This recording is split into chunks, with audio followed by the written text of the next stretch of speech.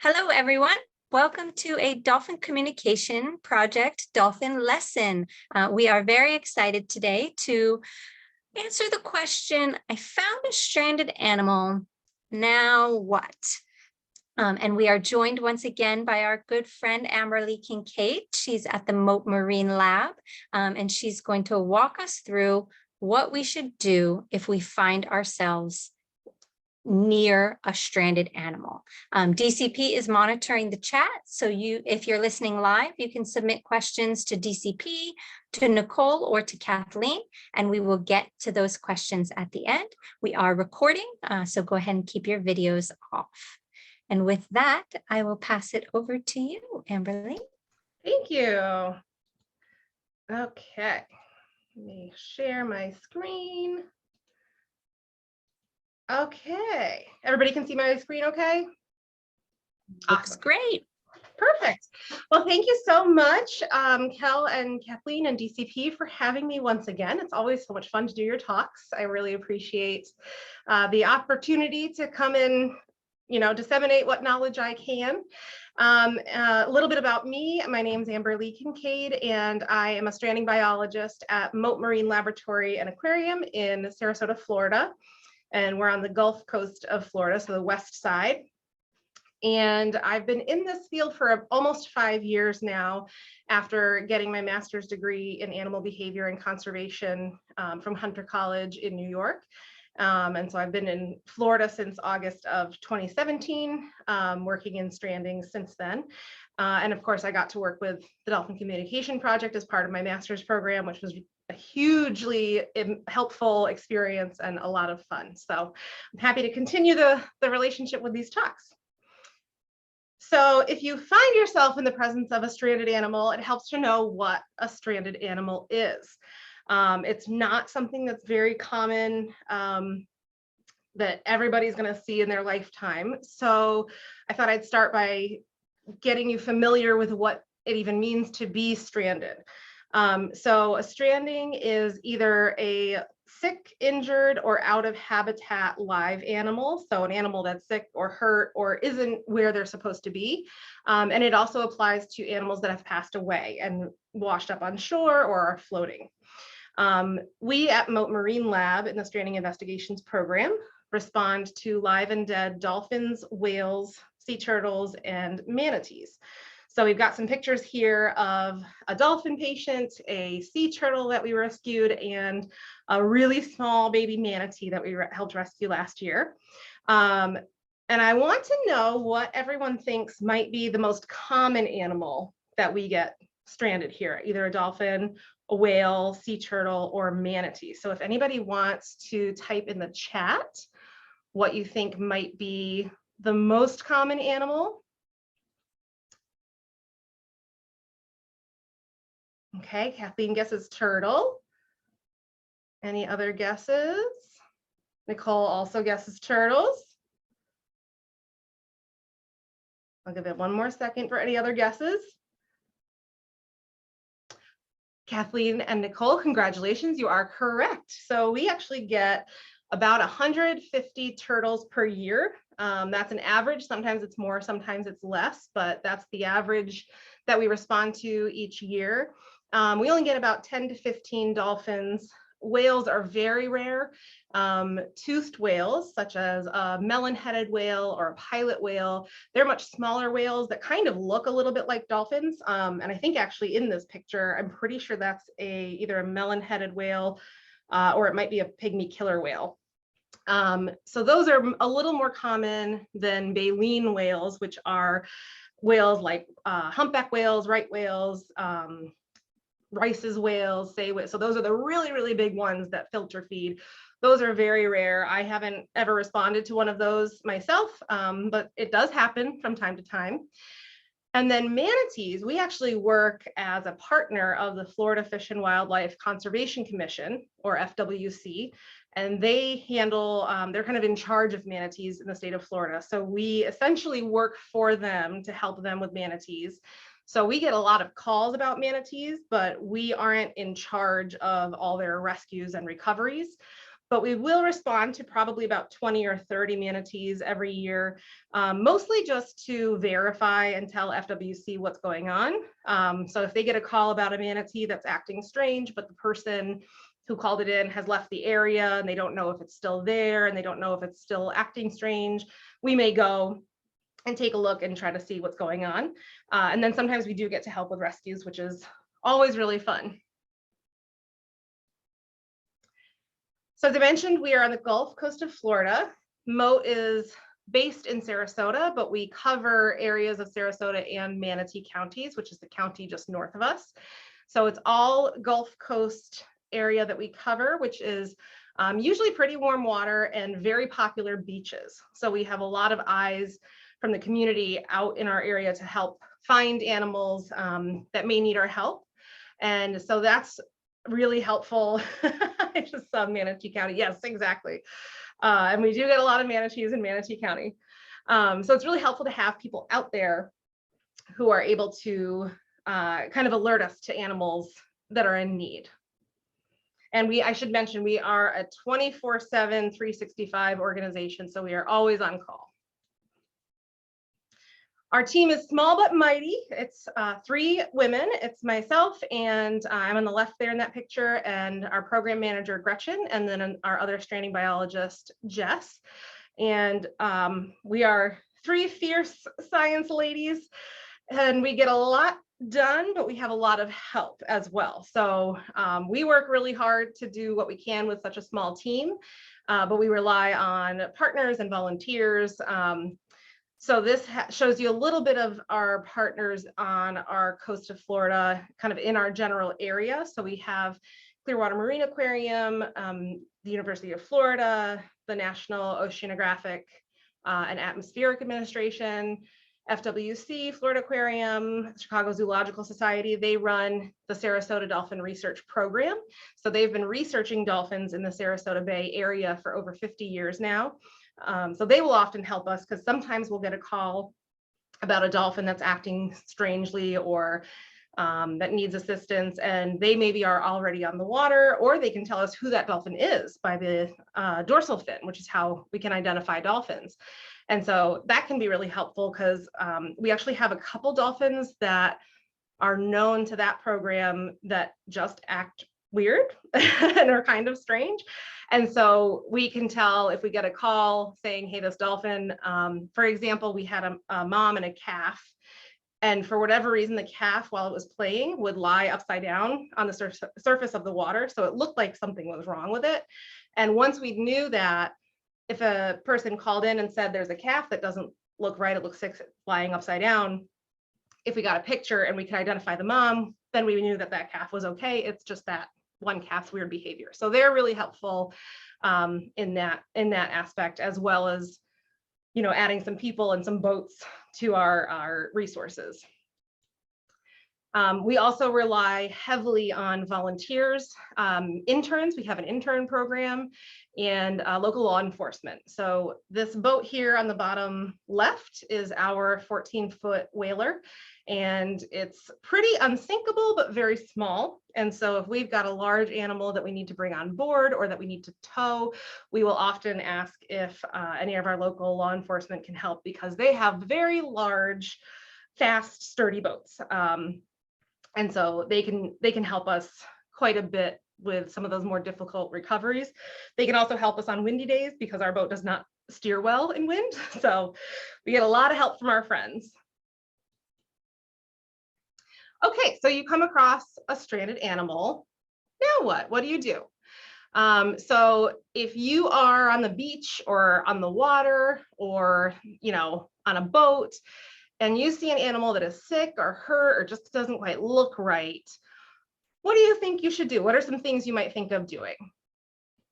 And you can put that in the chat as well.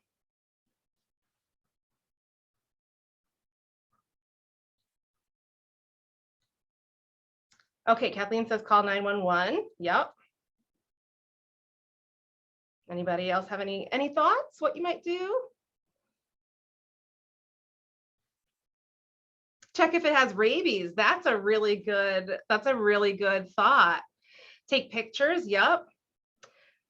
So yeah, so we work with animals that don't typically get rabies. So in our area, because they're marine animals, so animals that live in the ocean, the dolphins, manatees, sea turtles, whales, those aren't rabies carriers. So luckily we don't find cases of rabies with our animals.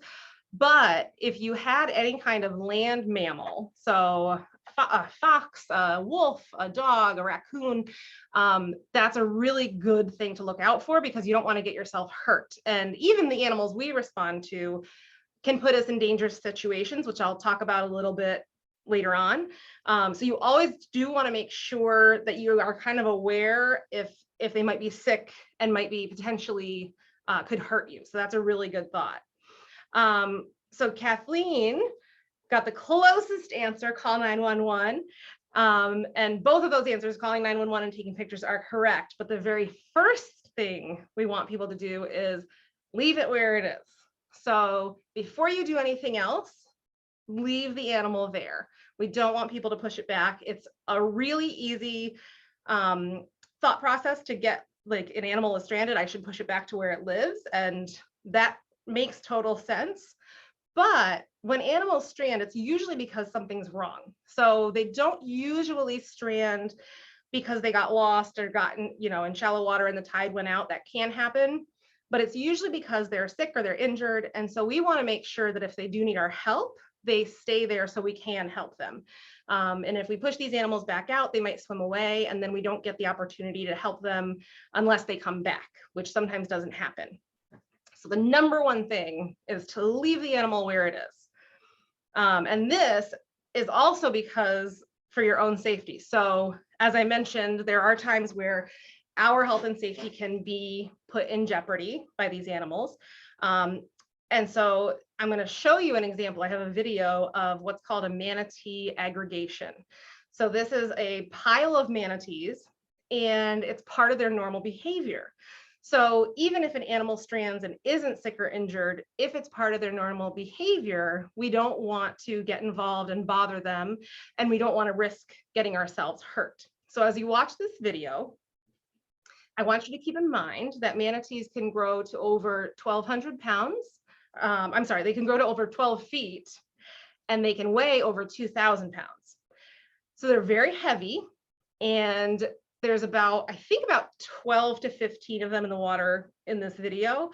So think about that and imagine why it might not be a good idea to try to get involved and start trying to push them out.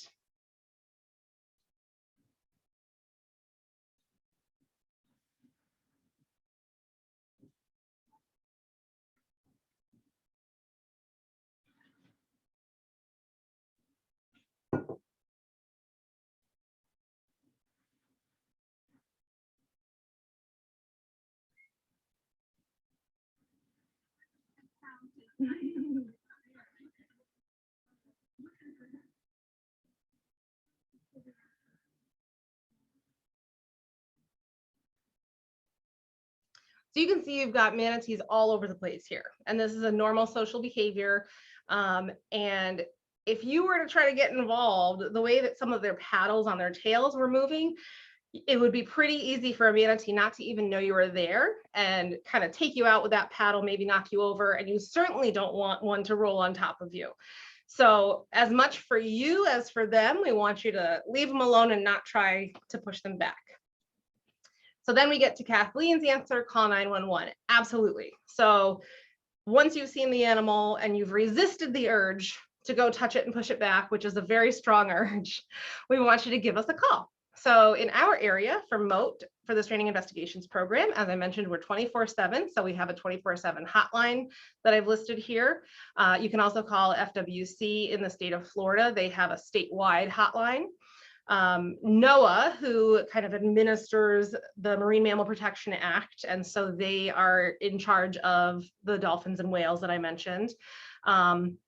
They help throughout the country, and so they can help you through their website, or you can always call 911, as Kathleen said. Most 911 operators are trained to know who to call based on where you are calling from. And you can always, in your spare time, look up your local stranding organization and put their number in your phone, just in case. And now we get to Kel's comment of taking pictures. When you call us, the number one thing we want to know is location, so that if we do need to respond, we can come and help you out.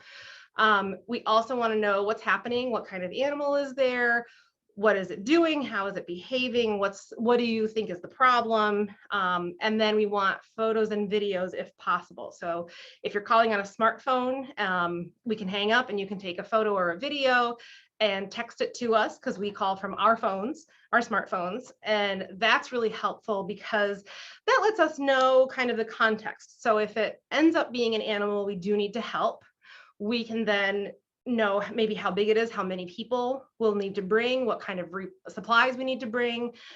We can tell the area. Is it a dangerous area? Is it, you know, the shore? Is it the water? And then we can also assess the behavior and see if it's actually something we need to respond to. So for example, manatees will spend about half of their day resting, and often the way they rest is they just float at the surface and they don't really move. They'll breathe, you know, every 5 to 10 minutes or so, and they just kind of float along. And a lot of people, when they see this, they think something's wrong. They think it's sick and it's not able to move and it's lethargic.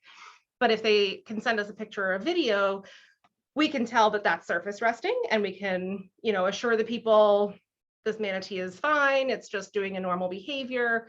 And we may ask for them to follow up the next day, see if the manatee is still there or if it's moved along. So when you call us, we ask for as objective as possible a description. I don't know if everyone here knows kind of what objective descriptions are, but they're basically, you want to put your feelings aside and put your past experiences aside and just say in a factual manner what you're observing. What do I see? What do I hear? Rather than saying, oh, the animal is really unhappy, because that doesn't really tell us what the animal's doing to make you think that. So let's take a minute and let's look at this basketball.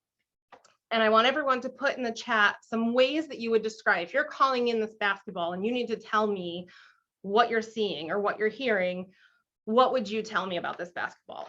And I'll give you a minute or two to put in some thoughts.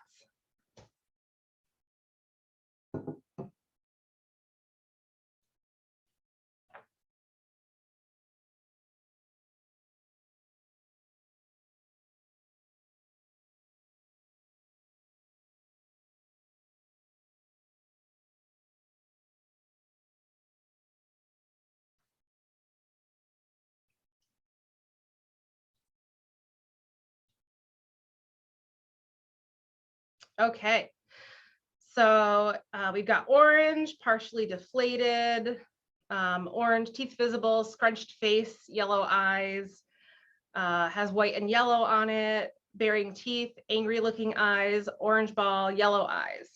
Yeah, so these are all really good descriptions. And it's interesting. So Nicole said angry looking eyes, which is different than saying angry eyes. So she's communicating to me that the way this ball's eyes look are the way maybe we would look when we're angry, but she's not assuming that the ball is angry. So that's a really good distinction to make, because sometimes you can only describe something based on kind of the emotion it conveys. But if you say, well, it looks like it might be angry, rather than this ball is angry, it helps me get more of a sense of what you're seeing. And that can be really helpful when we need to assess the animal that you're calling in. So some things we might say: circular orange object, lips fully apart with a full set of teeth, yellow eyes, that's what you guys said, eyes turned downward with a furrowed brow. And maybe if we could hear it, it was making a growling sound. And so you guys did a great job. This was perfect. So it really helps us to assess what's going on with just those objective descriptions. And then we can, since we know these animals, we know their behaviors, we know what's normal for them and what's not normal, that really helps us kind of figure out exactly what's going on. Oops, sorry.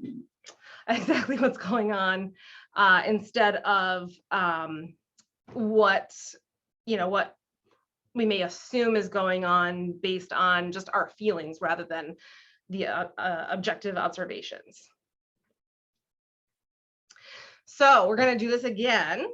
And I'm going to play a video of a sea turtle that we recently rescued. And I want to see what you guys would describe this turtle as doing.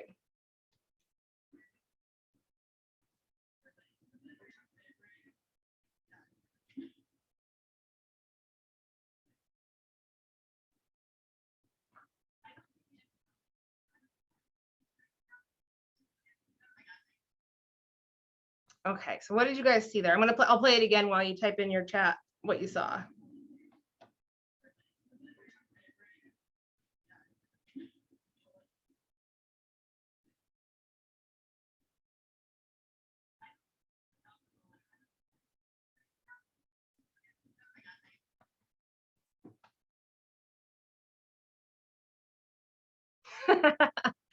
These are great. So, okay, so we got repeated up and down head and throat movements, maybe swallowing, lifting and lowering the head, maybe swallowing or gulping air, lying prone, being held by two hands at the shoulders, looks like maybe gasping for air.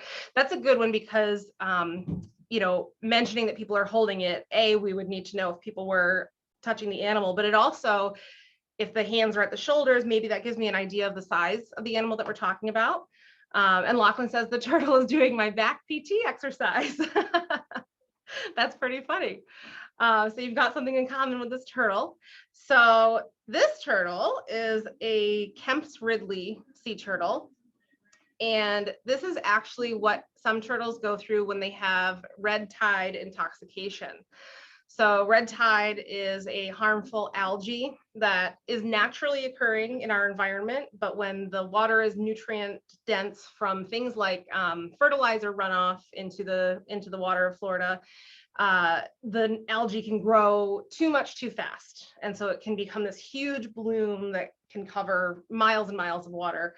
And the animals that these animals eat, so a Kemp's Ridley sea turtle will eat crabs, will eat mollusks, clams, things like that, sometimes fish. And so those animals that the sea turtles eat will filter out the red tide. So they'll have the algae in their system when these animals eat them.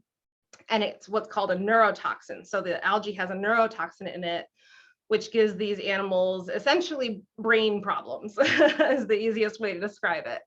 And so it's almost like a seizure activity. And so based on these descriptions, if people were telling me this animal's moving its head up and down, it's swallowing air, it's lifting and lowering its head repeatedly, looks like it's gasping for air, that would be enough for me to be like, this sounds like red tide. And so the nice thing about that is that usually once we get the sea turtles with red tide into our rehab hospital, all they need is a few weeks of food with no red tide in it, and they're good to go. So that would be a call I'd be happy to take because that's a pretty easy fix. So good job. Those were great descriptions. And that's exactly what we would want if you were to call in this stranded animal. All right, step 3. We're all familiar with social distancing. Once you've called in the animal, you've told us what's going on, you haven't pushed it back, give it space. So kind of along the lines of not pushing it back is, it may take us a little time to get there. And these animals don't know that we're trying to help them. And so they may be stressed out, they may be hurt, they may be sick, they may be scared. And it's probably going to make it worse for them if we have a large crowd of people around them, if we're making a lot of noise. And again, as I mentioned, these animals can also be harmful to us. So we recommend keeping a distance of about 50 feet to be safe.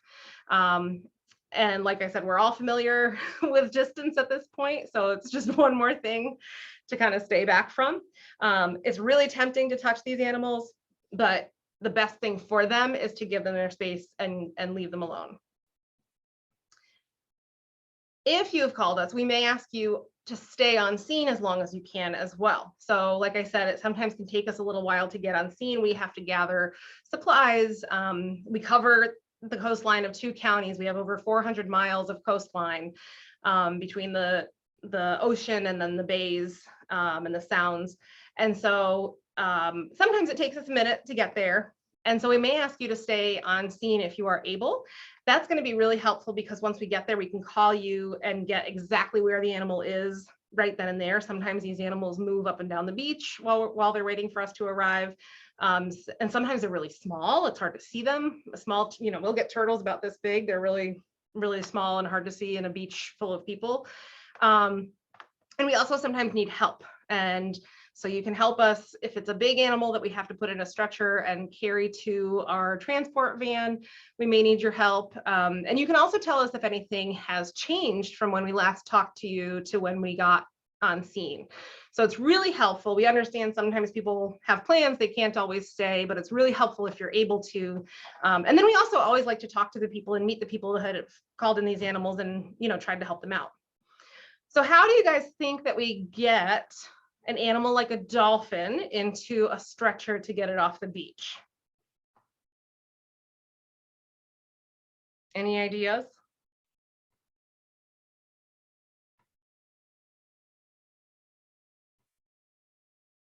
Well, the number one thing, carefully, exactly. A magic wand. I wish if we had a magic wand to just move these heavy animals, that would make my day. So exactly what Kathleen said, very carefully. So human safety is always first. As you can see here, this is a cartoon. I don't know who drew this cartoon. I kind of inherited it, but I love it because it shows the danger zones of a dolphin. And so dolphins are pretty flexible, pretty mobile, and very strong. And so anytime you're near the head or the tail, you're kind of in a danger zone. So it's really tempting to kind of stand right near the dolphin, but it can move really quickly before you even see it coming. I've gotten whacked by dolphin flukes before. It's not fun. It can hurt pretty bad. If you're smaller, it can just take you right out and get your legs out from under you. So you want to be really careful where you stand. They also have very sharp teeth. And so if your toes are in the wrong spot near that dolphin, you could be in some trouble. So we don't want that. Similarly, loggerhead sea turtles, which are the biggest adult sea turtles that we see here. Greens get bigger, leatherbacks get bigger, but in our area of Florida, we mostly get adult loggerheads. So they're some of the biggest turtles that we frequently see. They, like the Kemp's Ridleys, eat crabs, crustaceans, mollusks, shellfish. And so these giant jaws are for crushing shells. And I found in the kind of historical archives of Mote Stranding this picture of somebody who wasn't paying attention to where a sea turtle was moving its head and got a big old bite. And I can't imagine that felt good.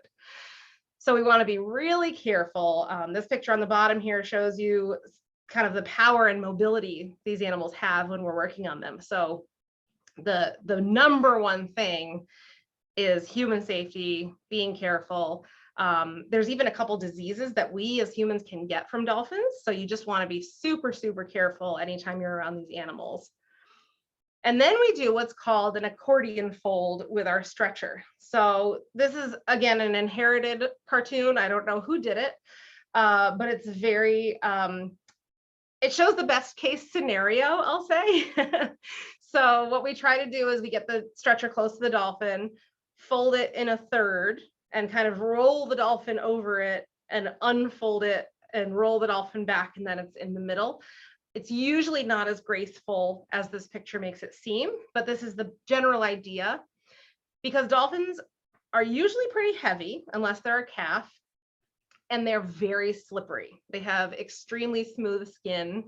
They're meant to glide through the water with ease, nothing catching on them. And so if we had, say, a 400 or 500 pound adult dolphin with really slippery skin, we don't want to risk dropping it by picking it up and putting it in the stretcher. So some smart person came up with this method, and it's what we use today. We can also carry manatees in stretchers. Sea turtles are usually pretty easy to carry by their shells or by kind of holding underneath them if they're small enough. So we don't tend to stretcher them a lot when we're rescuing them. We will sometimes if it's a particularly big sea turtle, or if it has some kind of maybe like a skin condition that we don't want to touch if it's going to hurt the turtle for us to touch it. But dolphins and manatees, we will always stretcher because they're just so large. And so for manatees, we do a very similar thing, but we'll actually kind of shimmy some large fabric straps under the manatees. And we can use those to roll the manatee because they don't roll as easily as dolphins do. And they're usually much heavier and bigger than dolphins. And so it takes a little more effort, but it's the same basic idea. So I have another video for you. And as I mentioned, manatees can be over 12 feet long. They can weigh over 2,000 pounds. So how on earth do we rescue them if they're that big? And the answer is with a big net and a lot of people. And so again, they don't know that we're there to help them. So a lot of times they will fight us because they don't realize that it's going to be better for them in the end. And so this is a really good example of how many people it takes and how hard it can be when a manatee is fighting you. And you'll also notice as we bring the manatee on board, we always bring them on head first. And that's because we don't want to get into a situation where we're pulling a manatee onto a rescue boat with the net and its back end is on, but the face isn't on, and if it gets stuck, we don't want the face to be stuck underwater because they are air breathers just like we are. And so if they're kind of fighting and struggling, they're going to need to breathe a lot more frequently, and we don't want to have them stuck underwater. So this will just give you a taste of what it's like to rescue a manatee.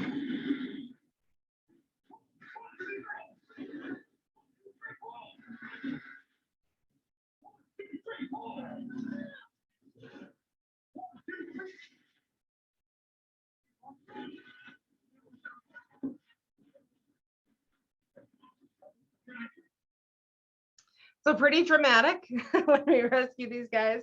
And this manatee, she also came on board on her back, and you could hear them say, "Let her roll." And that's because we want manatees to be on their stomachs when they're on board, because that's the comfortable position for them. That's how they usually are.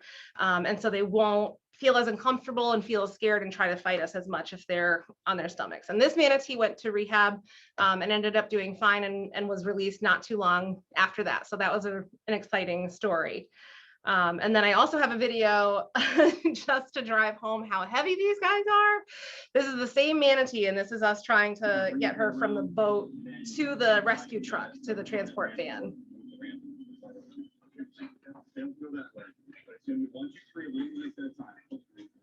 You hear him say little movements at a time. That's very important.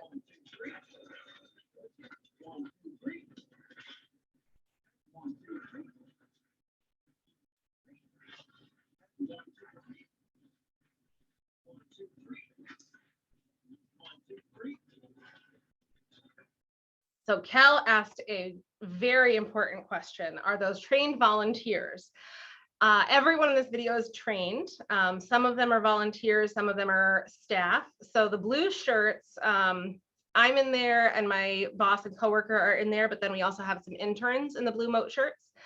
And then the gray shirts are FWC staff. And there was also somebody, 1 or 2 people from Zoo Tampa.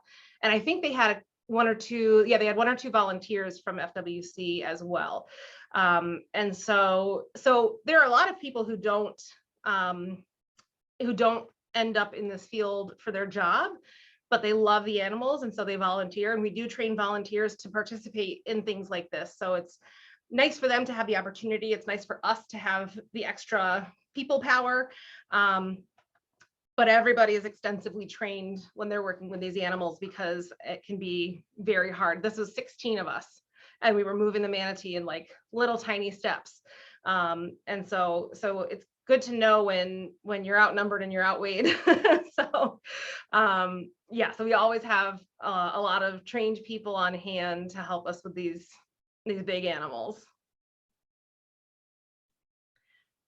And as I mentioned, sea turtles are usually a little easier as far as transporting goes, but they are all shapes and sizes. We get, as I mentioned, we get more sea turtles than any other animal. We've got 5 different species of sea turtle in the Gulf. We have greens, loggerheads, Kemp's Ridleys, hawksbills, and leatherbacks. We mostly get loggerheads, greens, and Kemp's Ridleys. And they can be out at sea, they can be on the shore. Sometimes they get themselves in like a jetty wedged between rocks. So sea turtles, I think, present us with the most variety. And so we have to do a lot of problem solving. And we'll even sometimes take sea turtles from other states or other regions in Florida. So this picture on the bottom right is a couple Decembers ago. We got some juvenile Kemp's Ridleys from Massachusetts, and they were cold stunned, which is because sea turtles are reptiles, they're cold blooded. And so every year, all these little juvenile Kemp's Ridleys get themselves into Cape Cod, and it's a great, they spend a great summer in Cape Cod, they have a grand old time, and then they can't figure out how to get out when winter hits. And because they're cold blooded, the water gets too cold for them and they actually start to kind of shut down. They don't pump their blood as efficiently, and they can get really sick from that. And so there's a group, and actually many groups, that kind of come together and they'll rescue these turtles, and they actually fly them to different rehab hospitals in banana boxes. So it's not only local turtles that we help out with. Well, our hospital also helps out with these jet setting turtles. And so it just presents a number of different opportunities for problem solving, I would say. But in general, they're a little easier to kind of carry and move around, which is nice. And we'll sometimes ask for the community's help in rescuing sea turtles. If somebody sees them out on, they're out on a boat and they see an injured sea turtle or a turtle that's not moving correctly, we'll sometimes ask if they can just bring them on board, and we can meet them somewhere. They can bring them to Mote. There's a dock nearby. So that's really helpful that even citizens can kind of help rescue these guys. Unfortunately, not every animal is a rescue story. So we also respond to animals who have died. And sometimes the animals that we do rescue alive don't make it, because as I mentioned, they can be really sick or really hurt. And so when that happens, we try to honor every animal that we come across. And so we try to learn from these ones so that we can help the species, and we can help the members of the species that are still out there, or future members who haven't been born yet. And so one of the ways we do this is we have the Ruth DeLynn Cetacean Osteological Collection. I'm going to go ahead and guess most people on this call know what a cetacean is, but in case you don't, it's a dolphin, whale, or porpoise. And so in our area, we only get dolphins and whales. But if somebody on like the West Coast or up north wanted to preserve a porpoise skeleton, they can send it to us and we'll do it for them. And so we have animals that we've rescued or that we've recovered, but we also have some skeletons of animals from around the country. And what this does is it helps us learn a lot about the animals, and we can learn about differences in species. So, what's different between a bottlenose dolphin skull and a spotted dolphin skull. A lot of times we can tell about the animal's life history. We can tell if it ever had a broken bone that healed. We can tell if it had arthritis. We can tell if it had osteoporosis. So we can tell a lot about kind of what was going on with them while they were still alive, even if we never got to see them alive. We've had a few animals that, with the help of the Sarasota Dolphin Research Program, we've been able to tell some genetic things. So they had a couple dolphins that were known to their program, and it was like a mom and a calf, or maybe a grandkid, and they both had osteoporosis. And so we were able to tell that in the younger one, the osteoporosis was congenital or was passed down genetically. And so it's really helpful to work with them because we get a little more information on these animals. And this really helps us, like I said, honor the animals. It helps us learn a lot about these species. And that way the animal doesn't die in vain. We make sure that they are able to help their species in the future as well.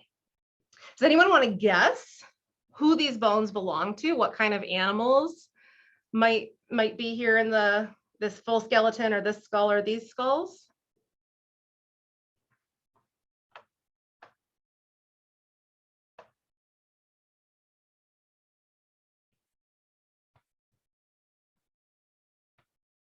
Yep, the bottoms are sea turtles. So these are mostly loggerheads. This I think is a Kemp's Ridley, I think the one all the way on the left. And then the teeny one in the middle is a hawksbill sea turtle. And those are super rare. We hardly ever get those. And we actually just had a hawksbill, I want to say less than a month ago, I think. And it had been entangled in some fishing line, but it was able to be rehabilitated and it was released, I think, in like 10 days. So it didn't need too much of our help. Dolphin skull, topped right. Well, it's a delphinid, I think. Top right is actually a pilot whale. So I can't remember now if toothed whales fall in the delphinid category, and I'm feeling like this is the wrong audience to not know that. But this is a pilot whale skull. And then on the left is a bottlenose dolphin skull, or a skeleton rather. So we'll keep the whole skeleton. Thank you, Kathleen. It is a delphinid. I did it right. Okay. So we'll keep the whole skeleton if possible of a lot of these animals. And it's also a really great learning tool for our interns, our volunteers, anyone in the public. Like, we're very open, so people can say, hey, I want to see your bone room, and we welcome them on in. And so they can see what's inside of a dolphin. You know, we see the outside, but we don't get to see the bones and the skeleton. So they can see kind of how everything works in there, which is really cool. And with that, I'll take any questions anyone might have.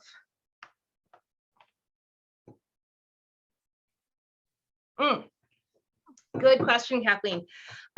We don't have any articulated and displayed currently, but it is something that we would like to do in the future. And we actually have, we were gifted by, I think it was by NOAA, a juvenile humpback whale skull. And it's humongous and weighs, I don't know, 200-300 pounds. And we have a dream of displaying that somewhere at Mote someday. So hopefully we get to do that, because it's such a great learning tool and it's just really cool to have. Yeah, that'll be really impressive for people to be able to come and see. Yeah, we have tour groups sometimes that come through, and they always want to take a picture standing next to it, because we have it kind of on its, like, almost lying on its back so that it is tall and the mandibles surround it. And people always want to take a picture next to it because it's taller than they are. Wow, that's super cool. Yeah. Thank you so much for all of that great information. It's bringing back memories of when we had a stranded, in the sense of outside of its normal habitat, manatee here in Bimini. Oh, yes. And that was quite the adventure, and took 15 people to pick up Harold in his stretcher. We also, if anyone is interested in learning a little bit more about sea turtle conservation, if you go to our archived webinars, if you haven't already seen it, you can get all of our recorded webinars on our website under the Education tab. And in particular, there's a deep dive. So that's geared towards an older audience than this talk was. But there is a deep dive on sea turtle conservation that has a lot of great information about some of the species that Amberly talked about today. Our recorded webinars are also on our YouTube channel, cleverly called Dolphin Communication Project. So you can find us quite easily now. This was a dolphin lesson. It was a little longer than some of our other dolphin lessons, but we hope that it was accessible to a wide range of ages. Our deep dives are for more advanced viewers. And then if you've watched all of those and you still need more, definitely check out our podcast, The Dolphin Pod, wherever you get your podcasts. And then if you're feeling safe to travel and you have a piggy bank to travel and you want to come join DCP in the field, hopefully we will not be responding to any strandings, but you can come see some dolphins in the wild here in the Bahamas. If you're listening live, we have a couple of spaces left on our July 2022 program. And of course, DCP is a nonprofit, so we wouldn't be a good nonprofit if we didn't remind folks how you can support us. You can adopt a wild dolphin, become a member, get some swag, join us in the field, use Amazon Smile. Even if you don't pick DCP, every Amazon shopper should start at Amazon Smile. And then, of course, just stay in touch. Utilize our educational resources, stay in touch on social media, and yeah, protect this ocean that we all need to stay healthy. So with that, huge thank you to Amber Lee. We appreciate your time and your stories and your expertise. And we look forward to the next DCP webinar. Thank you so Bye, much. everybody.